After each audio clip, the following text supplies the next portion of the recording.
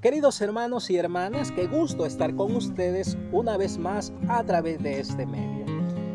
Hoy voy a compartirles la reflexión del Santo Evangelio que la Iglesia nos presenta y nos propone meditar.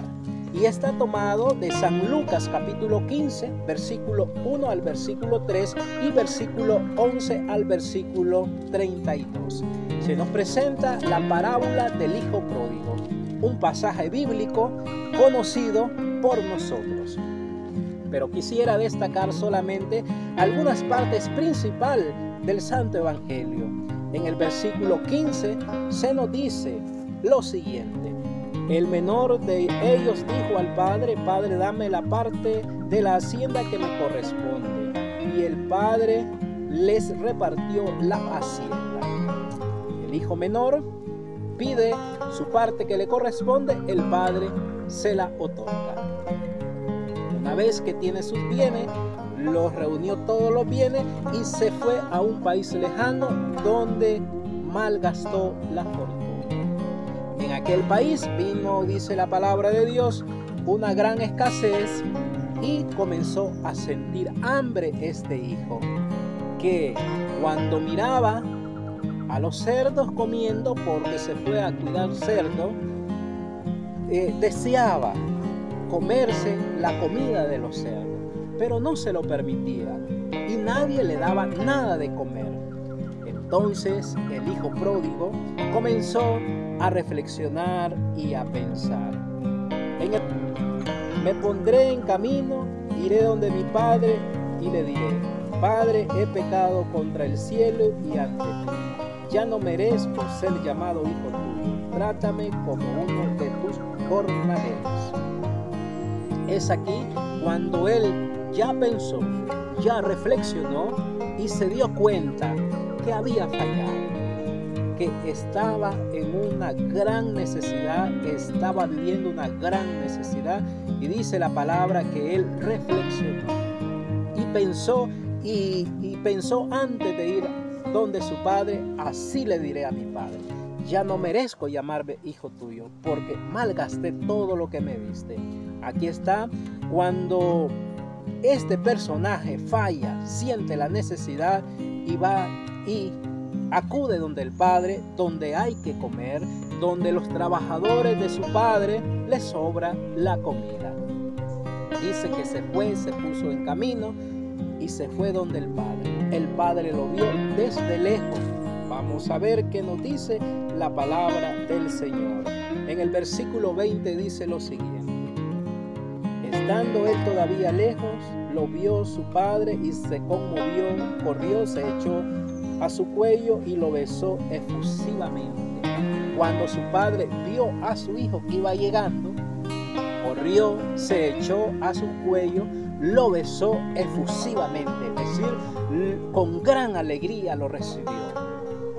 Y el hijo le dijo: ya no merezco llamarme hijo tuyo. Aquí está la actitud del padre. Un padre que está siempre con ese amor infinito de padre, la misericordia de Dios. Cuando el padre le dice a sus servidores, trabajadores: traigan el vestido, pónganselo el vestido, pónganle anillo, pónganle sandalia, vístanlo bien, maten el becerro, maten el ternero más gordo y hagamos fiesta, a celebrar, porque este hijo estaba perdido y lo hemos encontrado.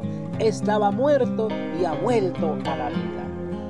Pero el hijo mayor, que no estaba en el campo, cuando escuchó la música, la danza, dice la palabra de Dios, se enojó porque el hijo había llegado, regresado, y su padre le estaba haciendo una fiesta. El padre salió y le suplicó a que entrara, pero no quiso entrar. Entonces el padre salió y le dijo a que entrara, pero le reclamó el hijo mayor y le dijo: toda mi vida, tantos años que llevo sirviéndote y no me has regalado ningún cabrito para compartirlo, para comérmelo con mis amigos. Y le dijo el padre: todo lo mío es tuyo, todo lo mío es tuyo. ¿Y esto qué representa?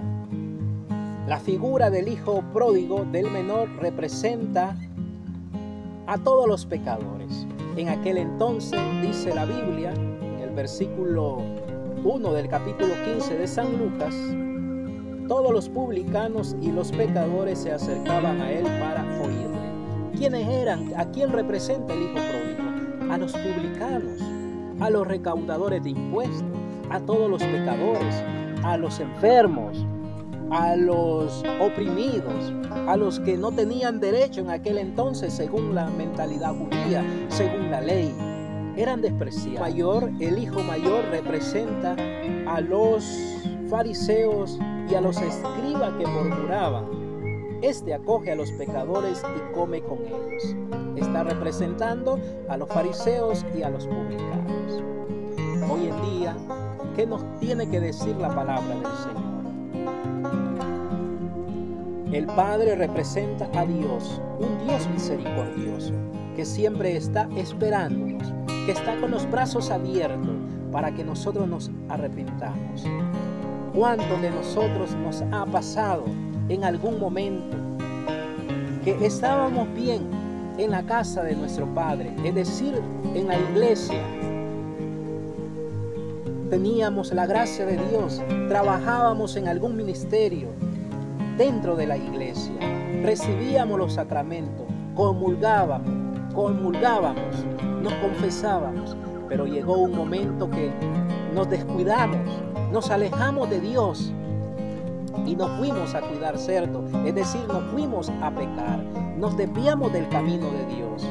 ¿Y cuántos de nosotros no nos pasa como el hijo pródigo? Si bien es cierto, el hijo pródigo, el hijo menor, falló, pero él reflexionó, él pensó y regresó donde el Padre. Pero ¿cuántos de nosotros aún estamos en el pecado? No reflexionamos, no pensamos, no nos da remordimiento, no acudimos otra vez donde el Padre para pedirle perdón. Hermano, si te encuentras en una situación que te has alejado de Dios por causa del pecado y hoy no puedes levantarte porque piensas que no tienes perdón, porque sientes miedo que la gente va a murmurar, va a hablar de ti como los publicanos y los fariseos, no tengas miedo, porque el Padre, Dios te espera y eso es lo más importante.